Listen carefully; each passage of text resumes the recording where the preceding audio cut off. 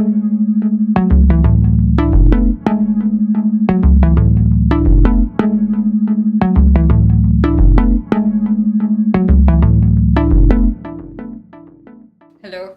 Hello. This is the first episode of the Time Board podcast, which is what I'm calling it. Awesome. Because it's about people's journey through time. Yeah. And HK, also known as Hansika Kapoor, is here with me. She's my boss's boss, which makes her my grand boss. In a way. In a sense, yeah. In a sense, yeah. In the lineage. Yeah. This is the official Monk Prayogshāla hierarchy term, obviously. Clearly, you're my grand employee. Yeah.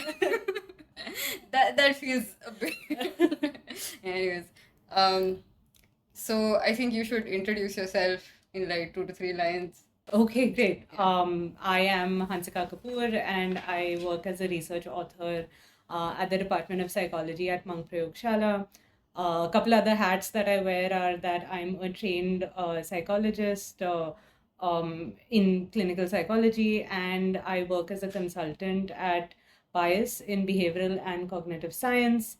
I've been doing this for a long time now, but it's not been that long. It's like not been that long. 12, 13 years perhaps. But yeah, that's me in a nutshell.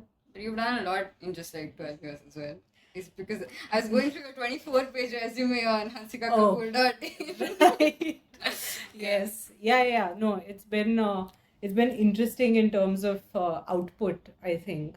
But there's been a lot of input over the years as well. Okay. We'll start at the beginning. My birth. I was just going to say, yes, in the beginning you were born. In the beginning I was born, yes. Much like many other people. Yeah. And I was born in Bombay itself. I was born in hospital in South Bombay because my mom's from South Bombay. South Bombay where? South Bombay, Colaba. So I was born in Ajinkya Hospital in 1990, in case anyone wants to know my age. Yeah. But yeah, born, lived, raised in Bombay. So what was your home like? Like what work were your parents engaged in at the time? Do you have siblings? Oh yeah. So I have an elder sibling. My brother is about 3 years older than me, and growing up, it's just the two of us in terms of siblings. And I come from an educational family in the sense of my granddad he migrated from Punjab to Bombay to do business, I think in the early 1940s, 50s. Okay. And he was a professor of economics actually in Punjab. My grandmom, interestingly, was the very first batch of psychology graduates from St. Xavier's College, Bombay. Yeah, and 3 generations later, I did my psych from Xavier's as well. And she actually she got married after completing her bachelor's in 1960. But then after her marriage, she did her MA and B.Ed and M.Ed, and she was a principal of a primary school in Andheri for 35 odd years.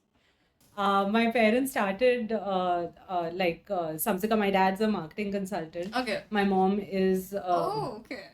an interior designer by profession, but she handles finance and administration at Samsika, and it's going to enter its 4th decade. Well, very soon. It's going to be 30 years this year. So pretty much like a bit after you were born. Exactly. I think they started the company when I was 4 years old. My dad left his very high-paying corporate job to basically start up, and it was kind of unheard of 3 decades ago to do something like that. And I guess in some ways my brother obviously followed in his footsteps, but he has his own setup and organization. He works in intellectual property law and has several US patents in education.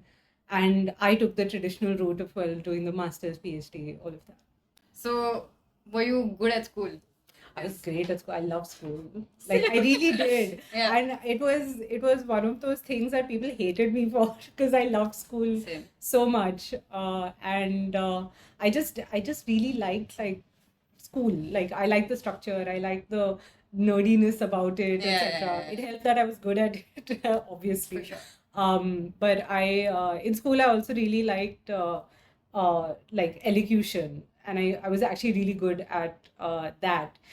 And I used to caricature and cartoon a lot in my textbooks, due to which I was caught several Oh, times. they caught you for that. Yeah, in ninth and 10th, like ninth and 10th, when you had to like be like super serious, etc. Right. And then you're just like growing into the person that you're eventually going to be. Yeah. Our textbooks had some pre-made drawings as well, right? Like Bal Bharti had stuff like that. Yeah.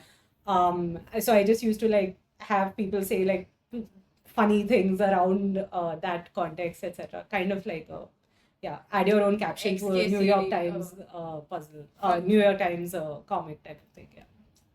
That's fair. Yeah. Right. So, did you always want to be a researcher, or like, what did you take in 9th, 10th, 11th, 12th, by the way? So in SSC, you just took what you got, right? Like you didn't have a lot of option in that sense. Like I had the standard 3 languages, the sciences, the algebra, geometry, and history, geography, civics, economics, that type of thing. 11th and 12th, I actually did commerce. I went to NM College for Commerce and Economics and realized that I absolutely detest it. And even though I was really good at it, that's the interesting thing. Yeah, like I scored the highest in economics and stuff like that, which is really weird. And the thing is that like, and then I realized that, oh, you can like, this is like a game. Like you can game the system and do whatever to get marks, quote unquote. But if you're genuinely not interested in it, no, but I wasn't exposed to the humanities and social sciences until I like moved into my bachelor's, where I did have psych-socio-eco as well as my combination. Majored in psychology, but had those 3 subjects first and second year. If you weren't exposed to it, how did you end up picking those 3 things? Oh no, I was exposed to it. Okay. In the sense that I used to read a lot on Wikipedia actually on my own, because I think I was really frustrated with the I don't know, the curriculum is obviously, I didn't know that that's what I was frustrated with, but I didn't like I don't know, the career options after doing like a commerce kind of degree, which was just very commercial, I suppose. And it didn't, at least to me, it didn't have the kind of intellectual stimulation that I was looking for. Right. And so I actually remember in 8th or 9th grade, I remember I started going down a rabbit hole of like trying to understand like why artists do what they do, or why did artists do what. Like yeah, it was kind of ebbing, and it was boiling under the surface type of thing. And I remember reading like biographies of like Van Gogh and Kurt Cobain and things like that, and I was just like, these are these tormented artists, but they're so creative. And basically my entry into the human psyche was through pain and trauma and mental health, etc. Vicariously through these geniuses in retrospect, etc. So that's how I think I then moved into that subject combination. Interesting, cool. And why did you pick psychology then at the end? I think I always knew that I wanted to. Okay. Like I didn't pick it at the end. I entered the bachelor's knowing that I would become a psychologist. Okay. Cool. Yeah. Like it wasn't like a state of confusion for me, because to make the jump from commerce to arts anyway, I was competing with there was a general list basically. There was arts people and there was like everyone else. Right. So there were people coming from IB like schooling background, like with very inflated scores, etc. I got into St. Xavier's by a mark, like 1 mark. Wow. That was the cutoff was 89.5, and I had scored 89.67, 1 mark, basically. You got pretty lucky. Very lucky. Good. Yeah. And so basically, I entered that program knowing that this is what I want to do in my 3rd year. Was there ever a time where you thought I could go into marketing? You're just laughing. Yeah. No. Yeah. Not because I've grown up in a marketing household. Yeah.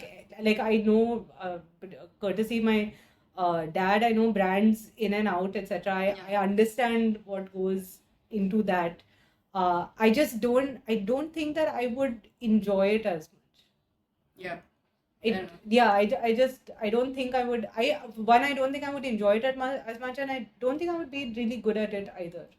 Why do you think you would like? What does your current, like, the different things that you do give you that marketing would not, in your opinion? I don't know, because I know that of course there is a science to it as well, but it feels more intuitive than evidence based. Because like I've seen like decisions being made saying that, okay, I know the beat of this, and I'm this like, feels it. I don't know this. Like I don't have that intuition. I need evidence, and I most of the time I need to collect that evidence myself. That actually makes a lot of sense. Yeah. Cool. Okay, cool. Yeah. I'm glad that you're satisfied with that. Yeah. So, you had an early study in your bachelor's on interpersonal attraction. Oh God. So what is that about? Because it's the kind of vague topic that I feel like. Oh no, all of us had to do it. So okay. we had a professor in bachelor's, Professor Maureen Almeida, who in the second year of BA, she used to teach us social psychology, and she was very famous for her 2-mark assignments. 2-mark assignments were basically handwritten around 60 to 80 pages on a particular topic, okay, like attitudes or groupthink or something like that, like that. It really drilled it into us what that concept was, and you used to get 2 marks for it. At best, it was actually a 1-mark assignment, but if you did it really well, you would get 2 marks. Then why would you do that? Because you would get 2 marks for it, and you would obviously learn the concept and also have a better chance of getting into psychology TYBA. Third year bachelor's. She'll remember. She's HOD. Okay. Yeah. And she's a brilliant professor. Like in retrospect, kudos to her for teaching us the way that she did. Yeah. Her methods were interesting, but they stuck with us, obviously. So this interpersonal attraction assignment was something that everyone in the social psychology class had to do. We could either do it individually or in pairs, where we had to have create some research questions or hypotheses, whatever, and go and observe couples around 14th November, basically 14th February. Yeah. It was it was an assignment bordering on stalking. Yeah. That is what it looks interesting. It was a very interesting thing, but I do remember going around Marine Drive and cafes there, etc., to basically just observe, because the thing was you had to observe them for 15 minutes, make your notes, and then go and talk to them and have them fill up a survey, etc. Were you good at that? I mean, as a 19, 20-year-old, I was like, okay, what do I have to lose? But it was my professor told me to do this. Clearly, I'm going to learn something while doing it. I learned that I don't like doing it. Right. Why do you not like doing it? In person. I like collecting data, of course. Why? But it's too awkward. It's too socially awkward. Yeah, exactly. It's too socially awkward. You didn't predict that before you went in for it. We had such blinders on that, oh my God, third year psychology, that's all that we want. There are 24 seats, coveted seats. Yeah. We have to get into one of them. We have to do this assignment. We learned a lot on the way, etc. But it was really interesting, because there also were couples that I was observing that I genuinely thought were couples, because they were engaging in a large amount of PDA. Yeah. And then when I went to ask them, brother and sister. No, they're like, no, but we're not eating. And I know it's not that. And I was like, my 15 minutes of observation has gone waste. Yeah.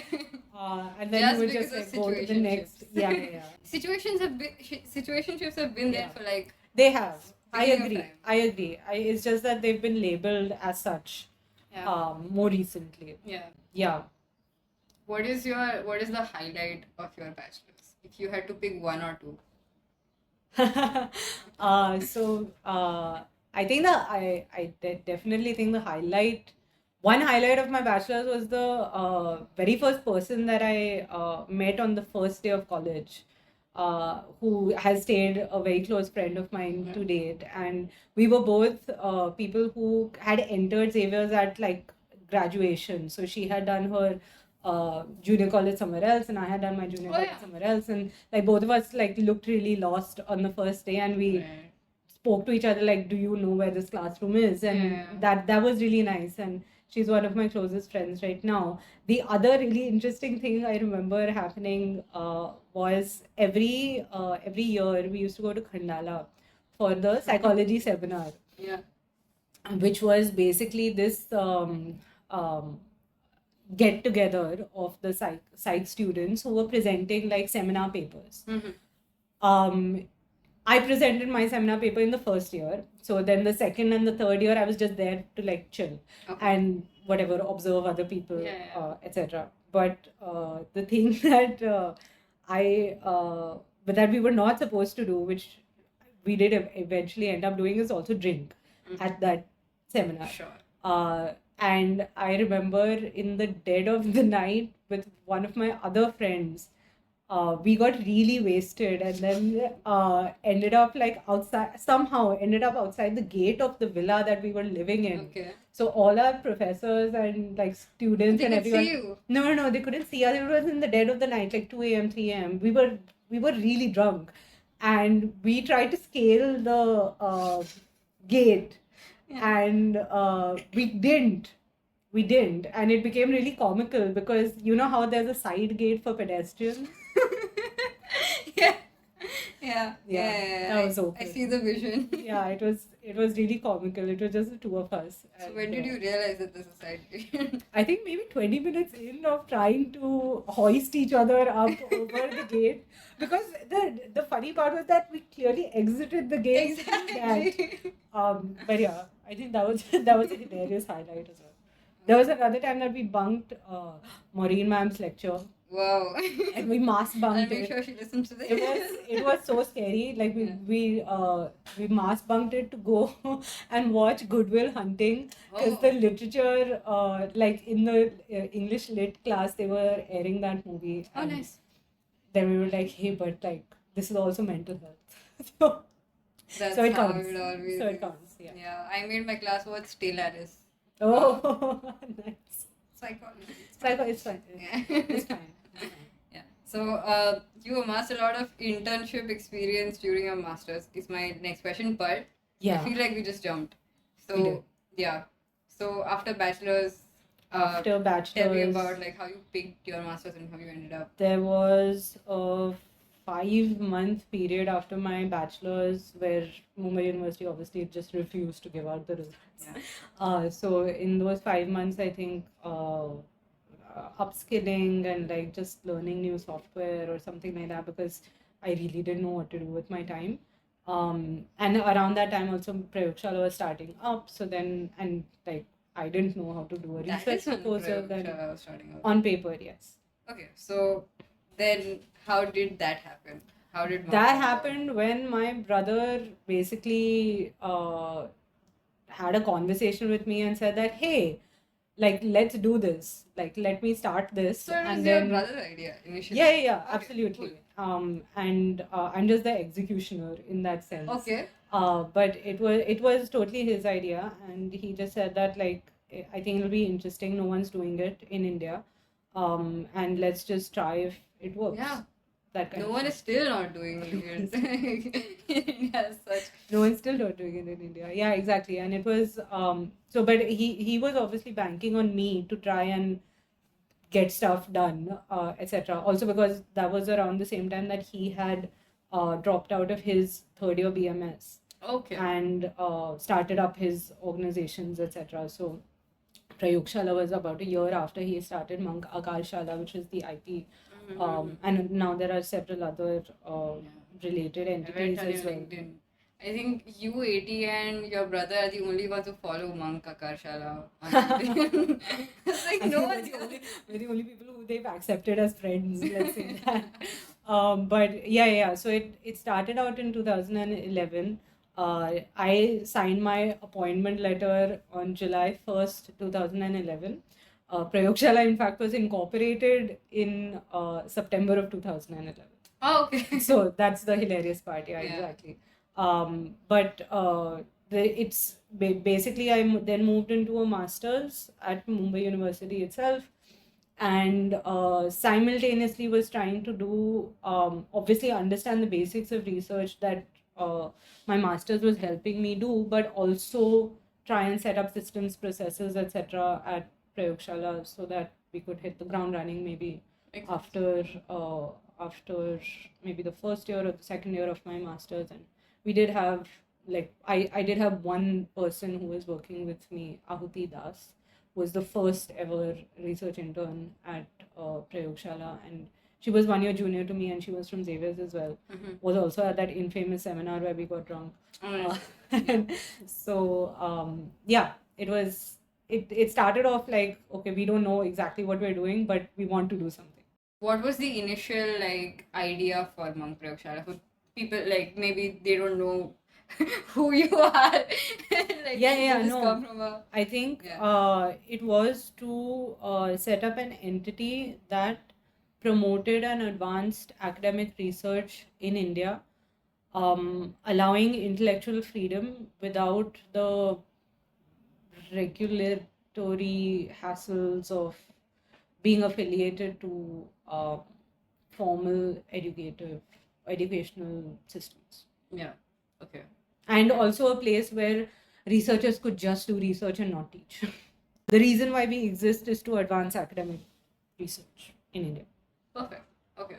And so you must have a lot of internship experience in your master's. We can go there now, I think.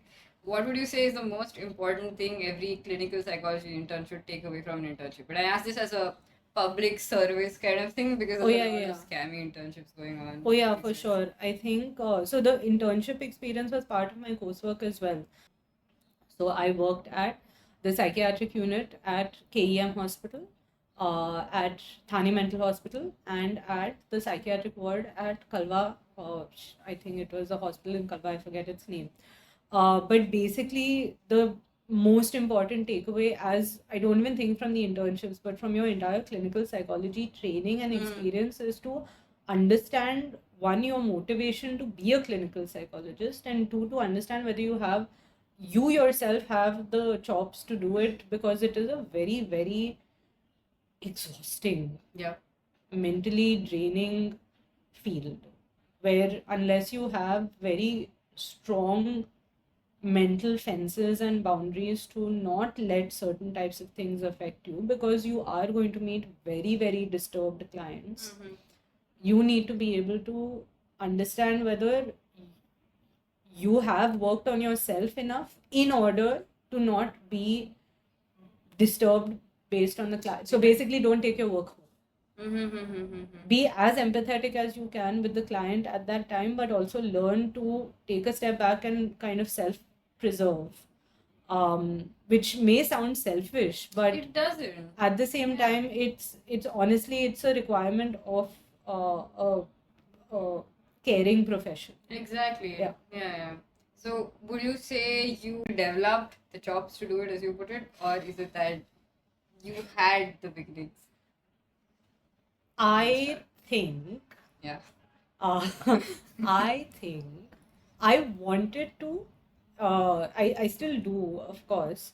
But now there are many more competing interests as compared to at my master's level. But I also knew that I never wanted to do research in clinical psychology. Inevitably, even though you're trained with adult populations, mostly, when you enter the field, you have to work with kids. Okay. Because no one trusts a 21, 22-year-old around adults with adult feelings and adult problems, etc. Right? So I started out working with kids as well. I did not like that at all. Realized I do not like working with children. Also, specifically, I can't get through to them, especially when they're nonverbal or they do have, they're either on the spectrum or they're not being able to verbally communicate, basically. I think that was my major concern. I still did that for 2 years. I had to do that. You had to work your way up. And then I got my first adolescent client who had trichotillomania, and I helped. And then that gave my supervisor more confidence in she enjoys working with this slightly older population. So I got a little more adolescent clients, and then I worked myself up to adult clients. So you prefer adult clients or adolescent clients? Either is okay, Hmm. actually. Adolescents today are not that like I I don't mind working with adolescents as well, because I think that that's a very, very crucial Yeah. time period. And if like you have the support to seek external help that is not your parents, Hmm. it can fortify an adolescent's kind of self concept, self belief, self, like so many things are in flux at that time. And I really enjoy actually working with adolescents, even though they are some of the toughest clients that I So that I basically, have worked you with. find the work meaningful enough. Exactly. Yeah. Yeah. Cool. It's always been meaningful. You'll always have the odd client who maybe will get on your nerves, etc., and like not do certain things that they're supposed to do, or things like that. But those are more of your own demands in that sense, right? Like my client must do this, etc. Yeah. And I'm an REBT trained clinician, so I was just gonna ask you. so you kind of simultaneously work on yourself, work on clients, work on yourself. Yeah. It's like I give my clients homework, but I give myself homework as well. What kind of homework were you giving yourself at the time? At the time, it was a lot of reading based stuff actually, just like making sure that I am up to speed and aware of, say, what techniques or therapeutic techniques can be the most effective in this situation. Yeah. For instance, so I used to give myself a lot of homework, and I have a new client now where I have to give myself a lot of homework, because it's an area of addiction that I've not explored earlier, or I've not had a client like this earlier. So it's continuously educative for the client, for yourself as well. And I approach therapy sessions also like, okay, this is my hypothesis, this is Okay. like what I'm going to Yeah. present to you, etc. And a lot of my clients now know that my background is primarily as a researcher, and I approach my therapy also with that like analytical kind of framework, rational, analytical, evidence-based, that everything. Makes sense to me again. How did being like a student of psychology in your bachelor's and master's, as well as a clinician, affect your like own personal life or like self identity or something like that? If you had asked me this question, I think 8 or 9 years ago, I would definitely have an answer for that. I think it's too much water under the bridge right now. There's been there, and I do remember distinctly having this one experience in Kalwa Hospital, and we all had kind of supervisors who were basically students who had passed out the year prior to us, our seniors, who used to come in and help field supervisors to make sure that we're not like ruining people's lives. Yeah. So there was this one client that I that had come into the psych ward, and it was a man who had who had an alcoholic dependence or alcohol abuse condition with his wife, and he basically just walked out Okay. of like us trying to converse with him, etc. And he walked out, and then the wife kind of broke down and started like sobbing, weeping, etc. And we tried to like talk her through it, etc. But then she said, no, I have to go to my husband and things like that. And then I remember having a conversation with my field supervisor saying that I'm feeling terrible, like we couldn't help this person. And she told me something like she was just like, we help as much as we can. Yeah. And I was like, but can't we do more? And she said, we help as much as we can. Right. And it really helped, because it helped me understand that there is a limit to our we want to help, we want to make people better, etc. But you can take a horse to water kind of situation, right? So I think that mental fence is something that I also had to create over a period of time. But there have been times, even more recently, like a few months ago, when I exit sessions and I'm like, okay, I don't want to talk to anyone for like 10 minutes, because it's been a 10 minutes. It's been a it's become 10 minutes, but it's also interesting because my reference point is like hours. Yeah, and that is what I would imagine, like especially at the start.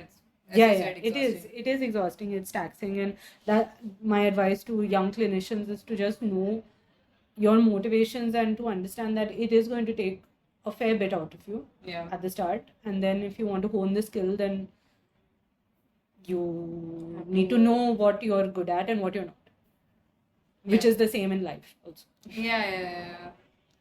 Cool.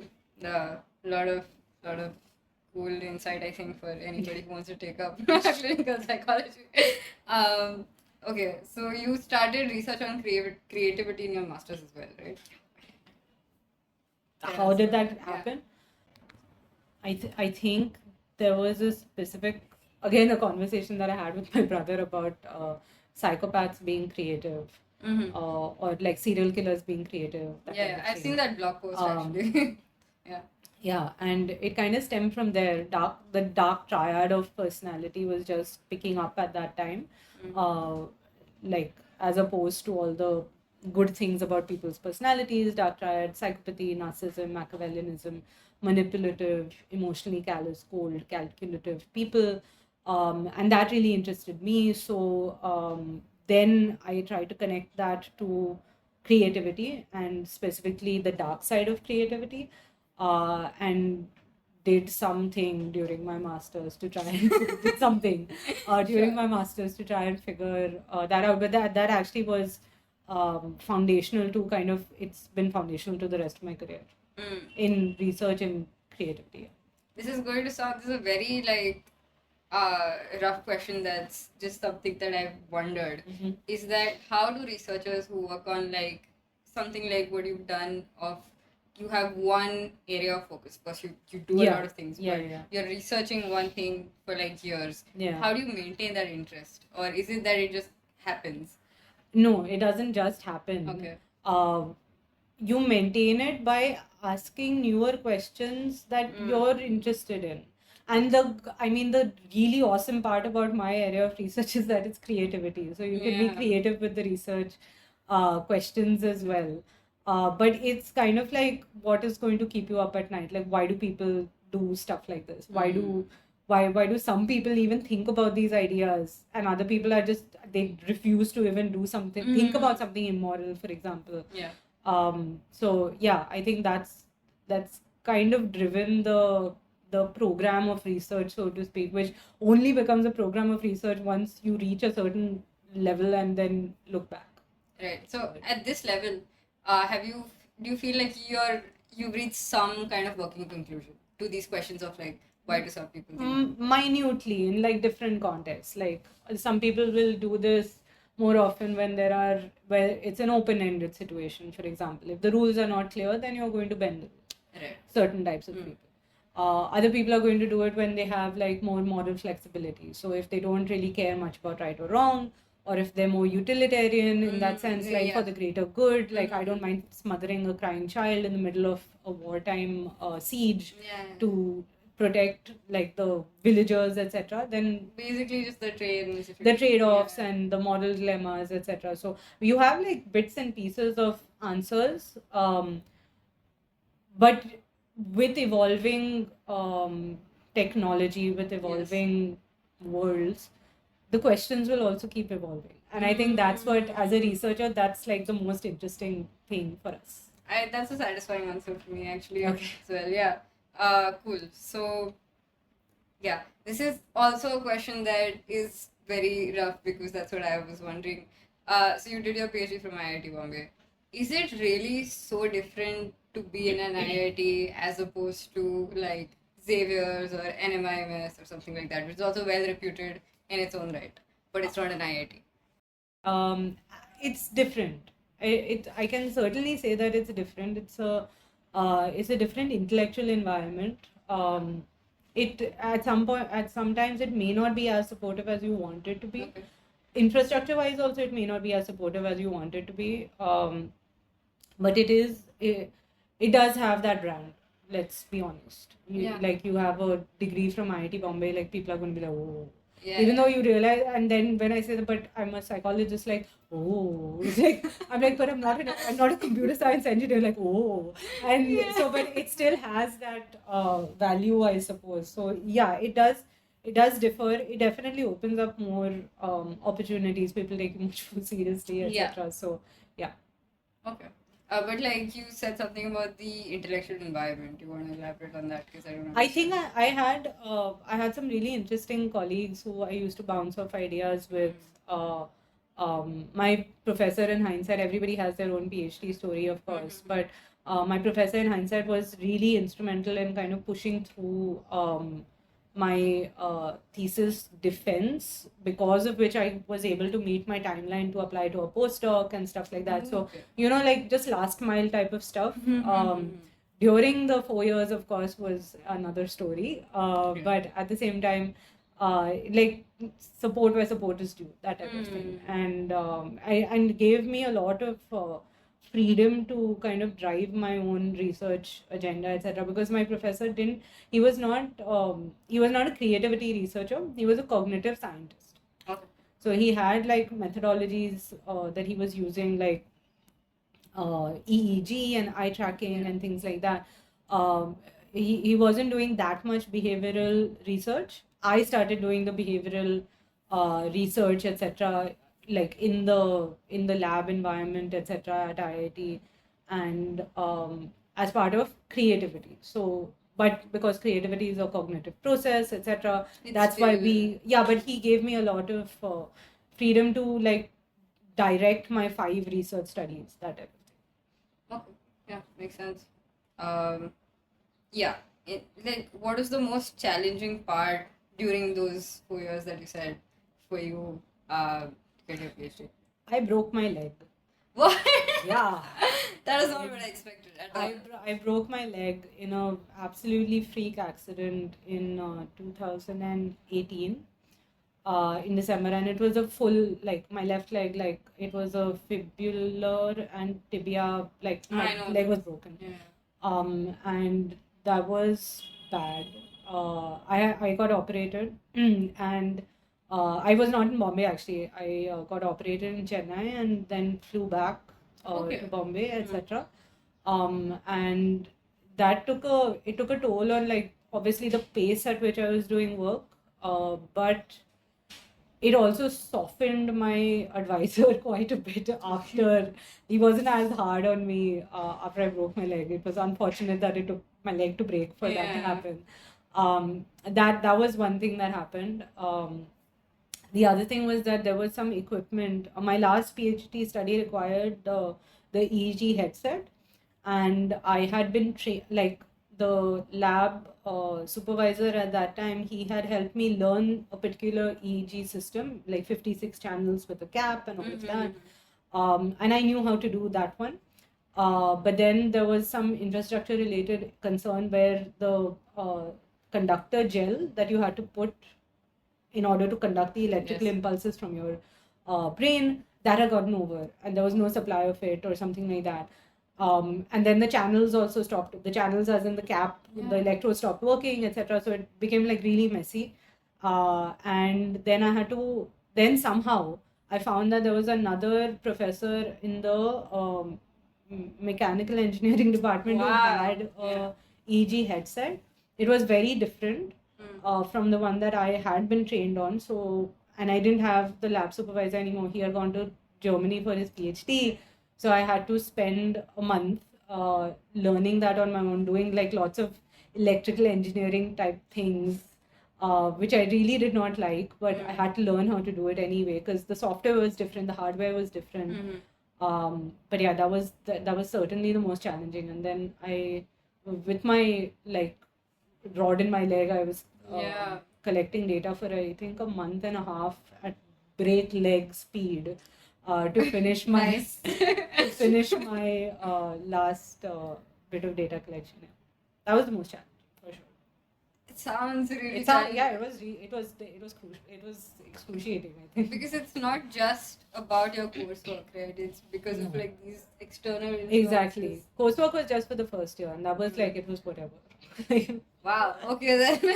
It was really whatever because like it really didn't challenge a lot of the stuff that we had already learned in like masters and things. Yeah, like because that. It's foundational. They usually reiterate the same stuff. Yeah. This is okay. Yeah. So my friend once. This is actually something that I think is relevant here. Is my friend once said that academia is fueled a lot by passion, and if you don't have that, in her words, you're not going to survive. Would you agree with that? And also, this is the friend. I just want to tell you this. I saw your momedemia tweet, where you've been tracking your child's sleep, this thing, and I sent it to her because I thought you would. So she's 27. She's a lab assistant as well. Okay. And I thought you would appreciate that. Yeah. And she was like, I think she, being you, is the funniest person alive. I wish I knew her, and I was like, yeah, it's delightful, that's nice. actually. That's nice. Yeah, no. I would replace the word passion with resilience. Okay. You need a lot of passion, but like to survive in academia, you just need to do it, and there is going to be so much failure. Yeah. There is going to be so much failure that you will like really. There will be rejection. There will be failure. There will be hardship. There will be things just not working out. There will be like hypotheses that just don't, like, for the best efforts that you had, or large grants that you like scored to run something, and the result is still null. And yeah, exactly. Like I think it takes a lot of resilience. Passion will help you like form like nice questions and stay interested and stay driven. But to survive in academia, I think takes a lot of resilience and creativity. Mm-hmm. And I could see that with how resourceful you were learning mechanical engineering, figure out the EEG. It was electrical engineering. I also learned the difference between the damn two. What is the difference between the two? And something with wires. Yeah, sure. Something. Yeah, it was. It's fine. You used it and it's gone now. Used it. It's gone. It's done. I'm never going to do that again. They can't take away my PhD. Yeah. Okay. I actually, what is the difference, would you say? Because you have family members who are working in something that's like completely different from what you are doing. So yeah. What do you think is the difference between the resilience that it requires for them to do what they're doing versus what you're doing? It's not as easy to do business. Okay. To be in the business of non-profit research. Yeah, no, that makes sense. So it's just from a red tape perspective, I suppose. Okay. I think it's primarily because of the freedom that it affords in terms of intellectual freedom. We can study whatever we want to study. So if you wanted to, you could pivot to something that is not dark creativity. Yeah, absolutely. And if let's say I'm forcing you right now, you cannot research dark creativity anymore. Yeah. What would you pick? Misinformation. Oh. It's related to dark creativity. Yeah, that's true. And also really relevant. Very relevant. Yeah. Cool. And I am merging the two also. So we'll be looking forward to that. Yeah. Okay. Yes. How did Monk evolve through your PhD, and like where were you with it? Because we've jumped like 5 years since we last. Yeah. It's I think early years of Monk, we were still trying to find our footing in terms of fundraising. We used to do a lot of workshops, courses, like in research methods, statistics, open source. Sorry. We used to do it. I mean, we still do it in the sense that now they are Udemy courses online.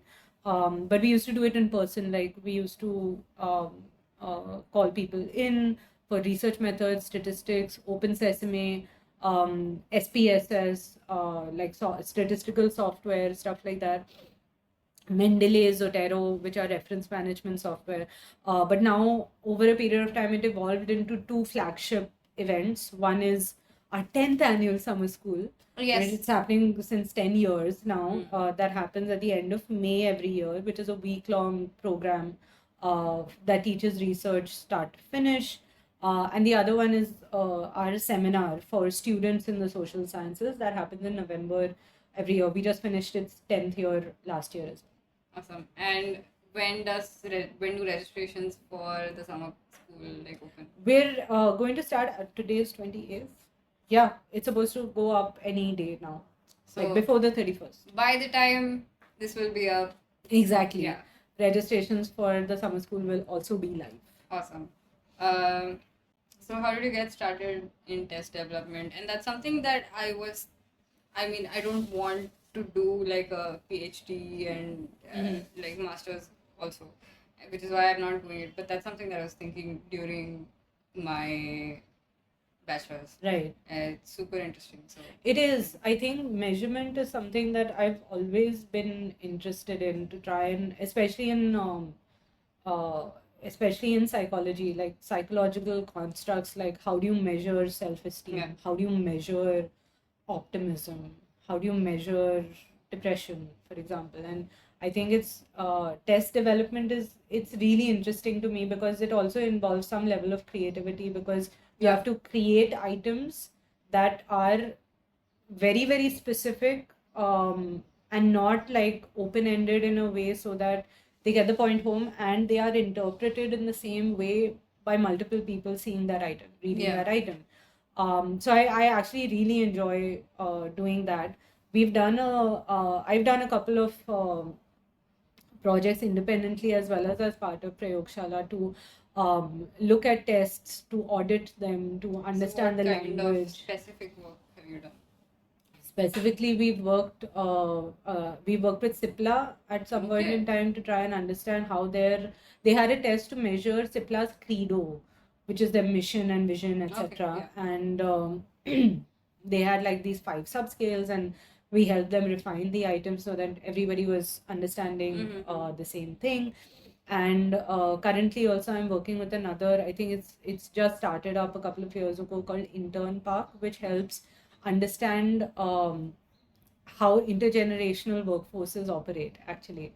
So because Gen Z is entering the workforce, Yeah. but sometimes their managers are millennials or Gen X individuals, what kind of clashes can there be ideologically or work expectation wise, work culture wise across? So I developed something that I called a Gen XYZ survey to try and understand domains of managing expectations, feedback and communication, that type of thing. So it's very interesting to see how like people respond to an item. I think it's a very satisfying part of like a measurement tool. Like a good measurement tool is something that is it's nice because you can base a lot of your decision making on results from that.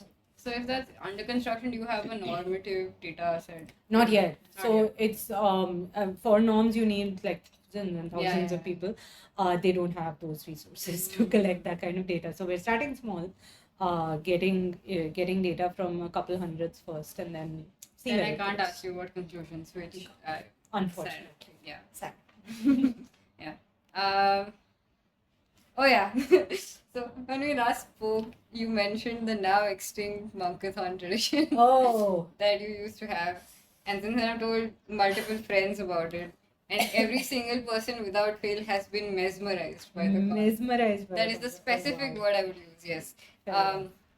Any fun stories that emerge from that you don't mind sharing, and also why is it that your fun stories involve drinking so much, just copious amounts? Copious amounts of drinking. Yeah, no, it was that time of life. But I don't relate. There's the Monkathon is basically what we used to call our annual end of the year party, which involved an old monk drinking competition. Before COVID and before we renovated the office, we had a whiteboard here, and we used to keep track of the amounts that were drunk by people, and the last person standing won. But over a period of time, the monkathon also evolved because our livers were evolving. So it included whatever poison of choice. So some people used to drink wine and vodka, and we used to have, well, Did you mix drinks? no. Okay. They stuck to whatever they were drinking. Yeah. It also, if you mixed drinks, you were disqualified actually, because then you couldn't keep count of. Right, the exact ABV. Exactly. I mean, I would think actually you would like to sit and calculate that, but I guess But not. yeah. But yeah, that was, and the tradition, I think the last time we did that was 2019.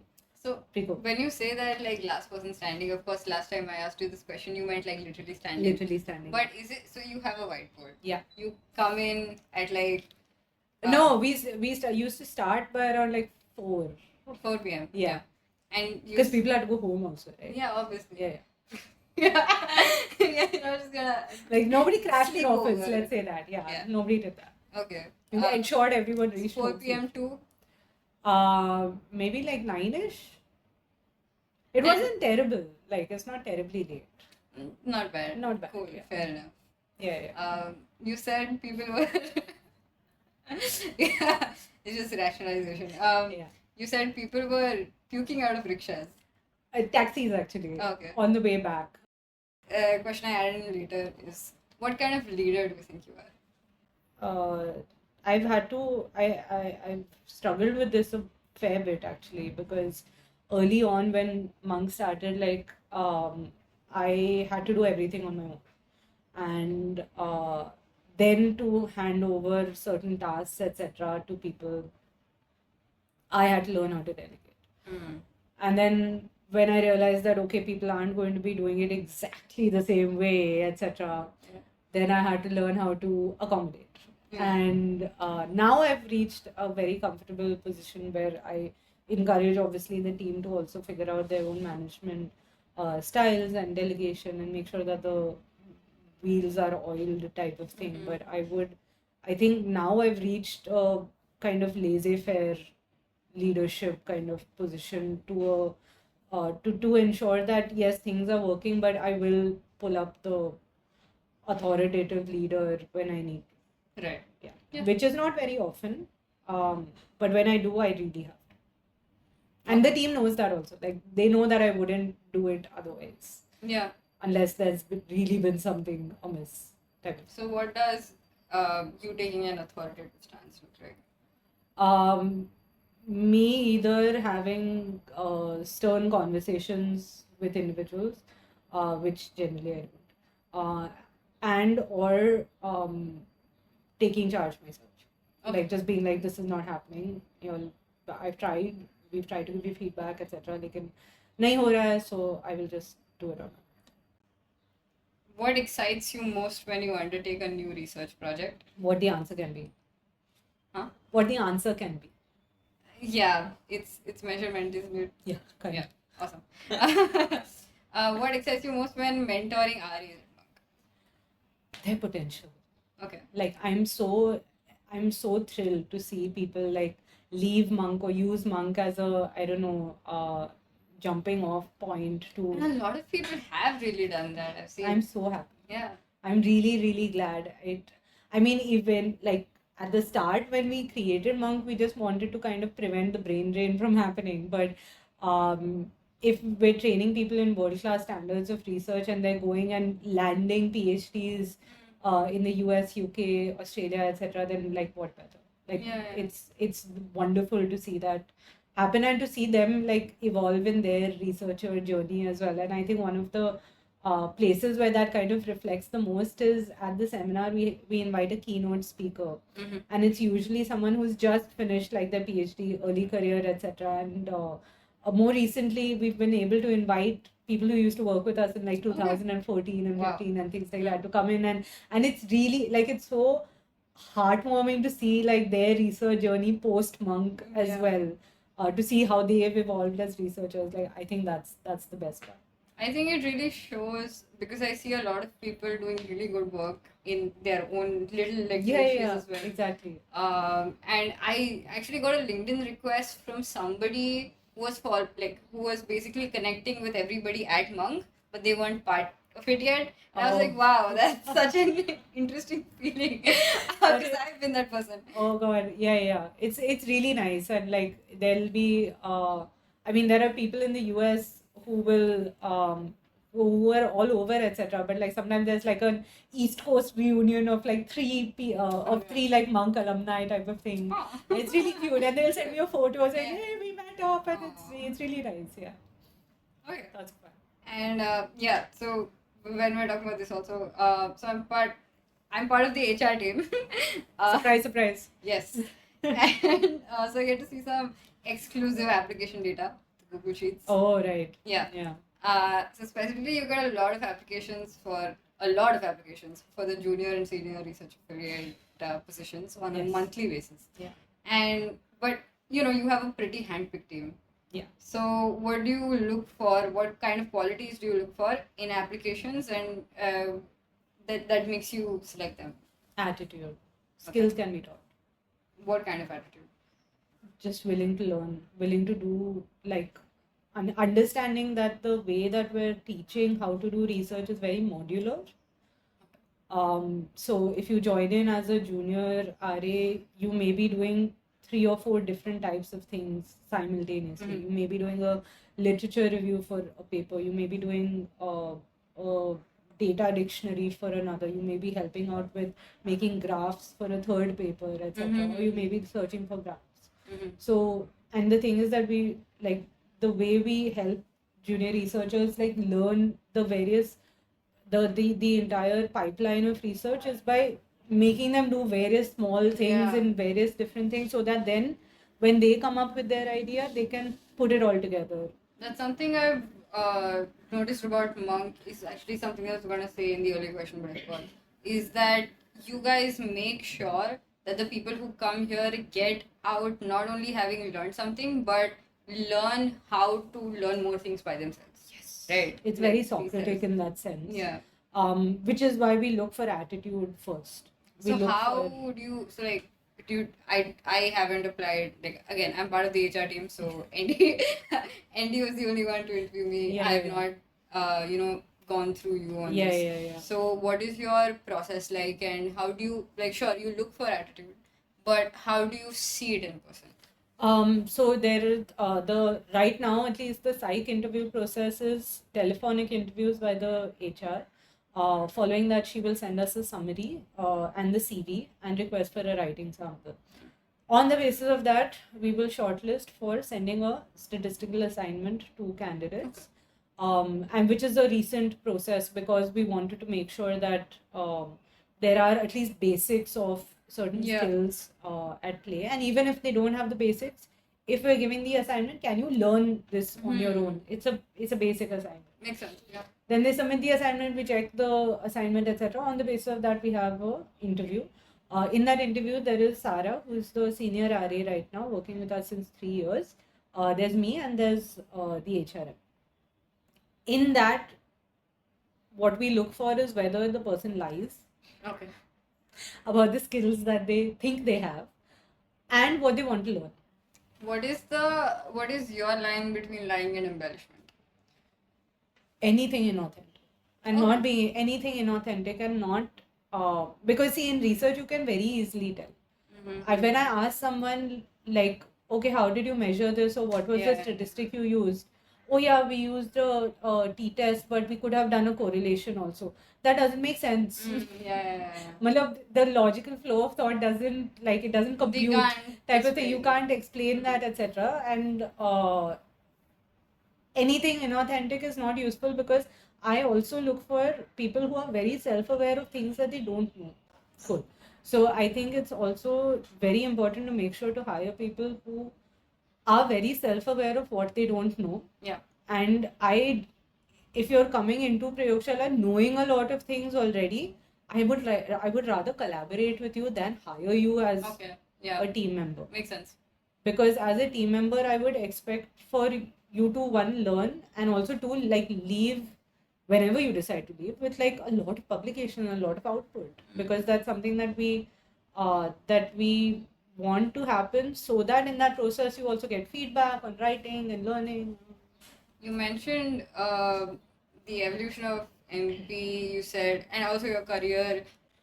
As I said, in retrospect, because you mentioned the CV in terms of output, I was like, yeah, but there's been a lot of input as well. There's a lot of learning, lot of training, lot of, like, figuring out how to do research the correct way at international standards with stripped down resources in India.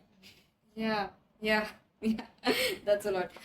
That's actually a question that I added later as well. Is I feel like this is also a question that's a bit too general, because you are not a pure researcher, right? I'm not. Like, you do a bunch of things, and, like, even Monk Prayogshala itself is non-traditional.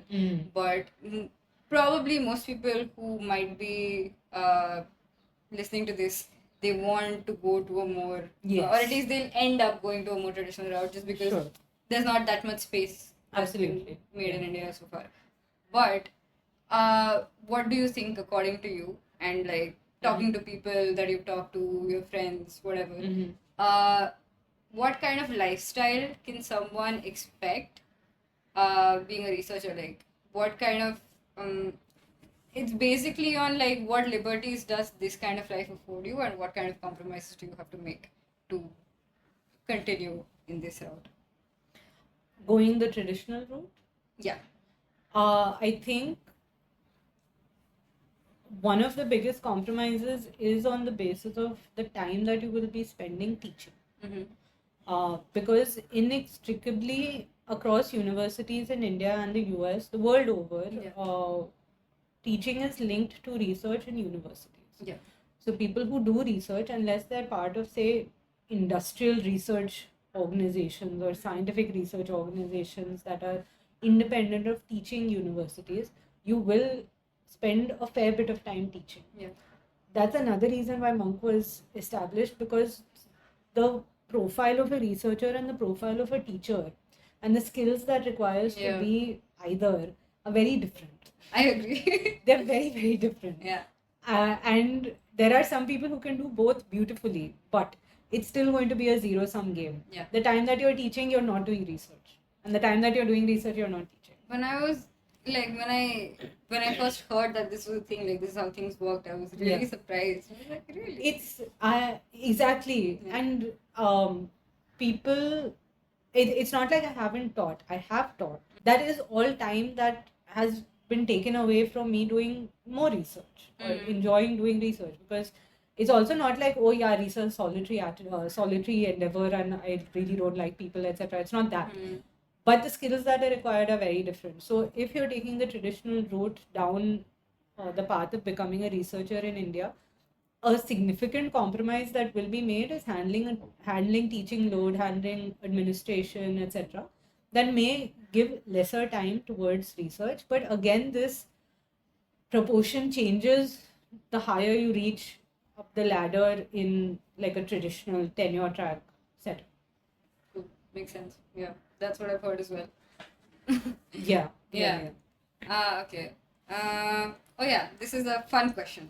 Ooh. So you so sorry to make you go through all of these, just Intense ones. Yeah. So you can have one person for dinner and conversation. This person can be anyone from the psych world, dead or alive. Only psych world. Okay. You know what? Let's Expand it to my pop culture. I'll give you 3 people. Oh. One from the one Okay. from the psych world, Fine. one from like a discipline that you are not associated with, and Right. one from like pop culture. 3 Okay. people for dinner. Who do you call? The first person who came into my head actually is Anne Treisman, I don't know who this is. who is a cognitive psychologist, Okay. was a cognitive scientist, cognitive psychologist, who worked in perception and attention, attenuation She's in my theory. textbook. She's in your textbook. Yes. I understand she's in your textbook. Yeah. Uh, Yeah. and because you said any other person out of your field, she was married to Daniel Kahneman. Okay. So he would be the next person that I would talk to. And But he's also kind of I mean, he is a Psych. psychologist technically, but like he won the Nobel Prize for economics. I know that, but no, But, that no, doesn't please, count. no, Doesn't please. count. Sorry. Oh God. Okay, wait. I can give you my pop culture reference though. Like, it would definitely be Michael Scott. Okay. Steve Carell Yeah. from The Office. Because I would love to know Michael Scott's take on AI right now. It would be very But interesting. You will be calling Steve Carell, not Michael Scott. No, I would be calling Steve Carell as Michael Scott. That doesn't. But you said pop culture. So Pop culture, like I thought like David Bowie, like a real person, not a character. On it. Oh, Yeah. But Like a real good to know person. your answer for that as well. I But mean- didn't mean. okay, fine. Okay, someone not from my field, it would be Tesla. It would be Okay. Nikola Tesla. Yeah. Yeah. To just Great like, answer. it would be like mental health and physics together, etc. Because Yeah. he was a really eccentric character. Yeah. Makes sense. It would be so fun. Why Antrisman? Why Anne Treisman? I think I would really want to understand a little bit more about how she did the things that she did in the era that she did them. So you said Tesla, you said Andreessen, Treisman, and Einstein. no. Of course. No. Okay. You need a real person. Oh. I mean, imagine you call someone over for dinner and then you were like, no, you have to be your character. I mean, it's fictional scenario anyway, right? It's not like Steve Carell is going to come and talk to me about AI. Yes. It's so weird. But Pop culture. I haven't watched this, so I don't know why you want Michael Scott. to You've talk not seen about The Office. I'm judging you. I have purposefully not watched Okay, it. fine. I will call Ricky Gervais as Ricky Gervais. Why? Because I really like his take on life and death. So, what are some concerns or worries that you've had in the past about the track that you're on currently? Whether I would make money. Yeah. Have you made money? Yes. So glad So- to hear that. No. But there have been very serious concerns about the financial viability of doing this as an independent researcher, independent in the sense working in an independent organization, which is also another reason why I do so many things to kind of make sure that one, of course, I'm not bored because my professor in masters, Dr. Anuradha Sovni, I remember going to her for advice when I was just about to graduate and asking her that, hey, I've gotten this like offer from this specific mental health organization, should I join it? And she said, don't do it, you will get bored, do lots of things part-time. Yeah. And I was like, oh, I didn't consider that. I've never gotten that advice either, but it honestly looks a lot more appealing than it does, right? And I think she like really understood the kind of, I don't know, strengths and weaknesses that I had as a human being. And that's actually a question that I'll ask you later. Oh no, is this No. a SWOT analysis? No. About wait, we will get to the question when you get to the question. Fair enough. But yeah, no, I think it helps in terms of understanding that I like just doing research or just doing teaching or just doing practice is really going to bore the hell out of me as a human being. I don't like that. I do need more intellectual stimulation, which is why I do multiple things, and I like it So you found like a good, I think, state of equilibrium. now Yeah. after a lot of trial and error. Actually. Yeah. Okay. So you are also a consultant bias. Right? Yes. Yeah. So what work does that entail? Like, what does it mean to be a? It's very interesting, actually. It aligns a lot with the marketing side of things, surprisingly. But they do BIAS does, which stands for Behavioral Insights, Architecture and Strategy. They're a company based out of Delhi, and I've been kind of consulting with them on and off since they started in 2018, and I became more regular on their. I became a more regular feature of their team, I think, 2 years ago or so, and I'm a cognitive and behavioral scientist there. They do a lot of projects that are for private firms, so multinational companies, etc. Like Airtel is one of their clients, for example. But they also do a lot of social enterprise, social sector work. But I think the really wonderful part about working there is, yes, of course, the autonomy and things like that, but also it's the kinds of problems that we get to solve.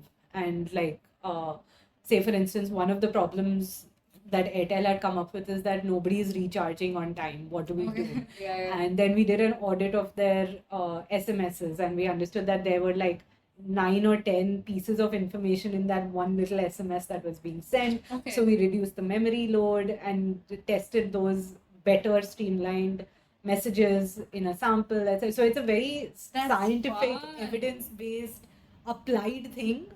And we kind of work synergistically across a design team, cognitive science, behavioral science, economics, etc. So it's a very nice I was like gonna say, application based. yeah, it's very creative. It is. It really is. And some of the research questions that we've gotten are, yes, they are like business problems or something like that, but we have a free hand to kind of apply behavioral science in this very evidence based way to solve that problem. And we have like takers from multiple companies now. So that's primarily the stuff that I do, and I do a lot of implicit association tests that are customized to, well, the problem at hand. So we've been able to design IITs that are brand based, image based, that are in multiple Indian languages on the handheld That's device. really hard, right? To do, Super hard because a lot of stuff gets lost in translation. Yes. And we've also been able to design it on like phones so that you don't have to do it on a computer with a keyboard, etc. Yeah, it's been a lot of fun actually. It's been very creative, exactly. And the kinds of problems that we get are actually quite they're very applied application based.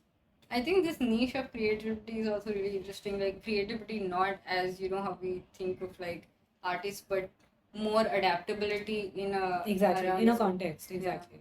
Yeah. Cool. Yes, you work with a lot of early career researchers, aged 21, 25. Why do you laugh? Like, I don't know why you have to mention the age, but okay. I don't know. I just felt like I wanted to operationalize the audience. Fair. What are some personal observations you made about this like subset of people, young, aspiring to pursue academy in India? Any common concerns or interesting patterns that you see in their like personalities or aspirations?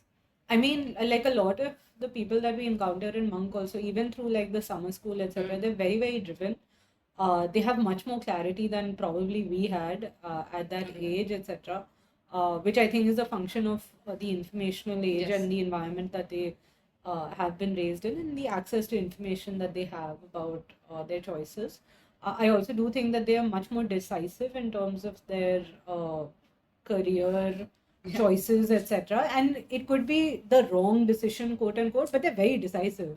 Like, I know I want to do this type of thing, and I'll give it a shot. Like it's a very I've got nothing to lose kind of yes, I do attitude. Feel like that is.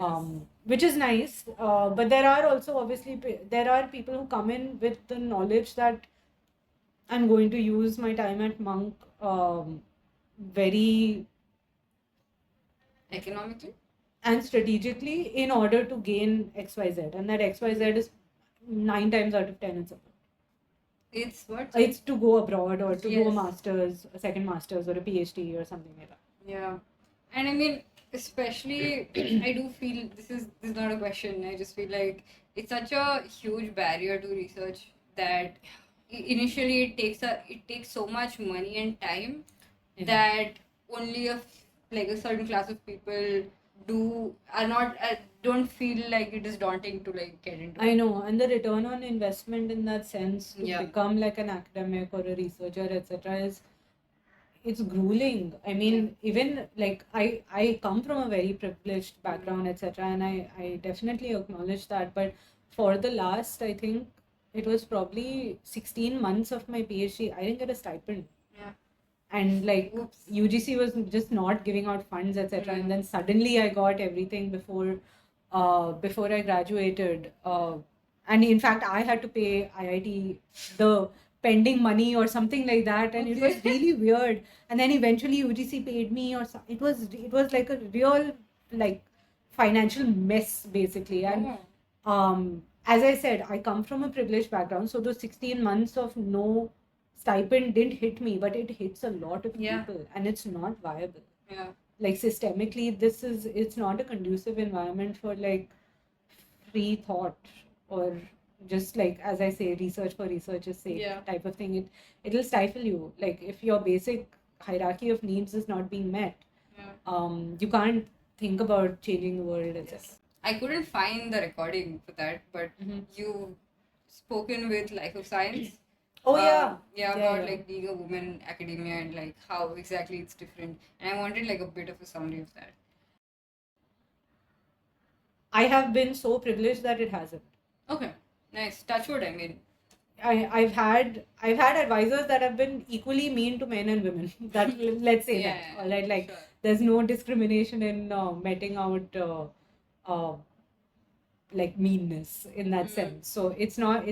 I've never had to face that. But and that is not to say that it doesn't exist. Of course, yeah. It but- does exist, Mm. and it does exist not just in higher education. It exists in girls having to drop out of school because there are no latrines in school after they start their Yeah. menstruation, right? So we're not blind to that, obviously, but me personally, Yeah, I've not gone through it, but I'm not blind to the fact that it exists.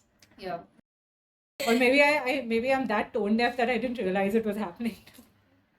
That's a possibility, but again, either way. Water off a duck's back. right? Exactly. Oh yeah. How I like the aesthetic of the Monk Prayogshala website. How did that happen? Oh, that was totally me. I take credit Oh, for that. wow. Yeah. It was it comes back from grade 8 to trying to understand a Oh, lot yeah. of art and things like that, and I wanted to make sure that there was some representation of art and aesthetics on the Prayogshala website when Looks we great. kind of designed it. Thank you.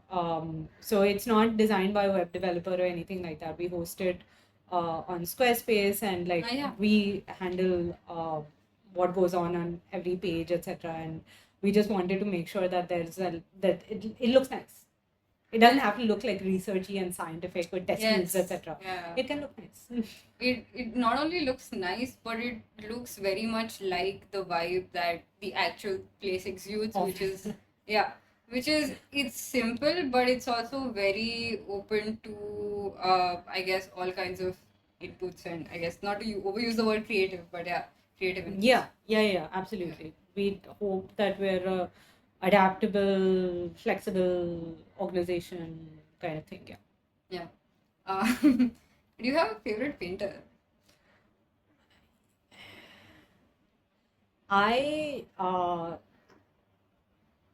It would be Van Gogh because of his life story, but it would be Edward Hopper because Oh, I've had the Nighthawks as my desktop since 2011 or so. Like I really enjoy his work. so there is a rapid fire round. Oh Yes. my God! This was not part of the Another brief. part. Yeah, just not part. Yeah, Of the, full transparency. She had most of these questions. I did. I didn't remember most of them until today morning, Which is great. That's which is great. Yeah. what we wanted. Great. What's your current Pokemon Go level? It is 42. It has been 42 since I gave birth, basically 2.5 years ago. I stopped playing after that. Yeah. You win some, you lose some, I guess. What's your most challenging project? It was the first one. My master's project on creativity and the dark triad because I lost all my data. Whoa, what? Yeah, I lost all my data from participants because I did the extremely daft thing that I didn't know happens, that CSV writes over itself and doesn't save multiple sheets. So I analyzed, and this was like 51 participants. I analyzed data and I created new sheets, but I didn't realize that they were CSV sheets in a CSV workbook. So I lost all my data and then I had to collect the data again. And then it was a tough lesson, but I learned my lesson. I'm just traumatized hearing about this. Yeah, data loss is really it. Yeah. I'm very careful after that. I guess, yeah, you gotta be burned once. Yeah, exactly. Most rewarding project. I wrote a paper which was on proposing a theory of dark creativity called the amoral yes. model. I read the dedication to your mom and I thought it was really sweet. Oh yeah, that's a creativity and morality book that was edited by James Kaufman and me, and that's where the dedication of my mom comes from. The paper, however, I thought that was the most rewarding because it felt like it was writing a second thesis. Like it's a very dense paper, but it has a lot of examples. And I think like doing the research for those lots of examples was the most rewarding part of that project. Nice. Oh yes, this is something that I've been waiting to get to. What's your personal highest dark triad trait? You must have taken highest. the Personal high Machiavellianism. same. Okay. Well, cool. Yeah. Movie or book? I added or show, but I'm gonna take that out because I Fine. know the answer. Okay. Movie or book that has had an impact on you? That had an impact on me. How? Up to you. Like just in life? That you perhaps remember and you were like, it's not just good because it like you enjoyed it like it was a spectacle, Right. but you liked it and you enjoyed it. It was good because it resonated with you in some way. And so This is probably going to be a recency effect because I've not had a lot of time Inside to Out. watch. It is the recency effect, but I really appreciated that, and I'll tell you why. Also, there's a particular scene from Inside Out 2 where there's like this group of people who are coming up with counterfactuals. Yeah. That's the creative part of coming up with. Oh, yeah. That's where creativity drives anxiety in that sense. Like you can come up with counterfactual scenarios that are both positive and negative. And that's what I found really interesting because that's how we can kind of self-sabotage ourselves creatively. Okay. Yeah. Great. Oh yeah. Book would be Lessons in Chemistry because again that's a recency effect. By I don't know. Bonnie Garfield. Sorry, I don't remember, but I'll look into it. it's a very interesting thing. It's actually set in the 1950s and 60s about a woman who is a PhD in chemistry and then because of circumstances starts her own cooking show. Okay. Lessons in Chemistry. It's and it's also adapted into an Apple TV series. It's very interesting. I actually didn't want to put that book down or finish it at all. So I kept stalling, reading the last bits, and I actually started watching the Apple series because I was like, I don't want to like let this end type of thing. But yeah, it's a very interesting book. I'm reading this one book that I have been reading for the past 4 years. Yeah, so shout out to ORV. it's my lock screen as well. But yeah, who's your favorite person from Monk Prakshara? Oh, I mean, not you. Considering like I cohabit and co-parent with one of them, it'll probably be 80. Aside from it, I knew you were going to say that. Aside from 80, my favorite person. I don't have favorites here. Come on, can it be past also? It's Charlene. She was Charlene Fernandez. She's been so like amazing in terms of her journey, etc. She's currently doing her postdoc at the University of North Carolina with Kurt Gray in moral psychology. Seeing her trajectory has just like it's been so wonderful to see her grow into her role as a researcher. She's dabbled a bit as a UI UX researcher as well.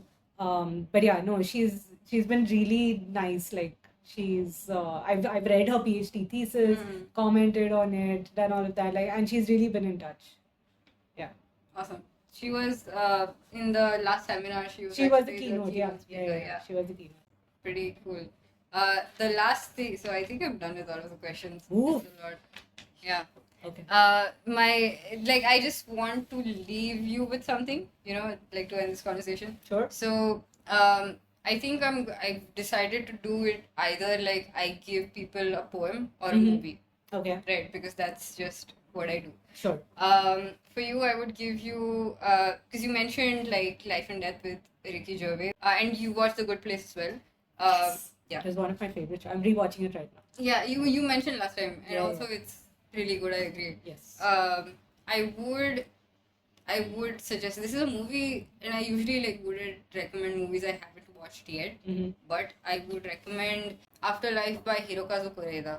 Oh, okay. Yeah. So do you know who Hirokazu Koreeda is? I've heard of them, yes, but I've not obviously heard of this Yeah, movie. he has done like Shoplifters. Mhm. Recently, he did Monster, which was like he got really popular for that. Did Okay. Broker, but his whole thing is just he has a thing with like makeshift families. Uh-huh. He has a thing with children, and his whole gaze depends on empathy and exploring like complex trauma and but in a Okay. like really I think in my opinion very non-flat way, like an interesting perspective. Layered, Yeah. complex. Yeah. And his first work was actually this documentary that I really like, Okay. which is called Lessons from a Calf. Okay. And it's about an alternate school Mhm. where like a bunch of sixth graders actually, Mhm. they make sure that they basically get a calf Okay. from like a nearby farm. yeah, and they raise it for a year, and that's how they learn like so whatever they learn like math, science, whatever, is because of necessity and that kind of motivation, Nice. rather than so like they have to calculate the cost Right. or do their own research on what kind of feed would be best for the nutrition of the calf. As the calf grows Very up, interesting. yeah, it got pregnant as well, so they actually did the pregnancy, Oh, wow. and they had to learn about that. So I just thought that was cool, That's and he interesting. covered it in a good way as well. So, Nice. Nice. And what's Afterlife about? Oh, you said you've not seen it yet. yes, but it is about people who have died, and it's what What happened? it says on the can. And yeah, I haven't watched it, and that's the end of our segment. Do you have perhaps do you want to plug MP? I'll give you one last opportunity. For people who like, I'm sure after listening to this and they haven't heard of MP, Yes. they'd be really interested in what the organization does. So you should talk about the different ways they can collaborate. But or your HR, you should talk. No, I'm joking. The different ways in which you can collaborate with Mafrog Shala are to visit our website. There is a tab called Work With Us. There are a few positions currently open. There's also another tab called Collaborate. Please write to us if you'd like to collaborate. There is another page on request a workshop type of thing. So in case you're interested in learning with us and would want us to come and speak at your institute or anything like that in research methods, psychology, economics, sociology, methods, statistics or qualitative analysis, we'll be happy to come over and do that. And I think, as Netra said, in a couple of days, we will also be advertising our summer school, and that is something that anyone and everyone can apply for, from 12th graders to postdocs. We're happy to learn and teach anyone. What do honestly. you teach in the summer school? The summer school, it's 7 days. First day is the fundamentals of research. Second day is literature review and reference management. A lot of questions that we get are related to how do I know when my literature review is done? How do I know if a paper is authentic today and stuff like that? And reference management is just, of course, making sure that you cite what you read. Day 3 is research proposal writing and a little bit of grant proposal writing as well. Day 4 is data.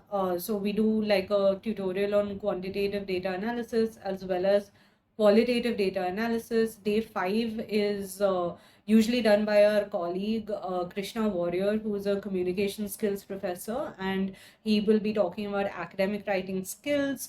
Day 6, if you've survived till then, is actually the most fun day. It's brainstorming. So we group up in smaller cohorts and just like kind of spitball ideas and make sure that the research proposal that you've been working on throughout the previous 5 days is kind of structured in a good way. Day 7 is actually when you present that research proposal to the rest of the cohort at the summer school and elicit feedback and things like that. So it's super intense. It's 9 to 3 every day. It is hybrid. So we do have a few seats in office in Powai. Otherwise, if you don't want to come, like and you want to attend the summer school from your bed, you can opt for the hybrid online version as well, which runs simultaneously. Okay. Great. Yes, please write for the blog. Our blog has been running for 10 years now, but there's still so much to write about. So it's hosted every Monday on a weekly basis, and our only request is, because it's been running for so long, pitch an idea to us so that we just make sure that it's not overlapping with something that we've already presented on our blog, and or your take can be fresh on the same topic. Okay, great. Awesome. And if you guys have anything for the podcast itself, like the Time Board podcast, Yes. then you can email at the timeboardpod@gmail.com. Yes. And everything is going to be there under this video as well. Yeah. Okay, great. Thanks a lot. Thank you, NK. Conversation. It's fun.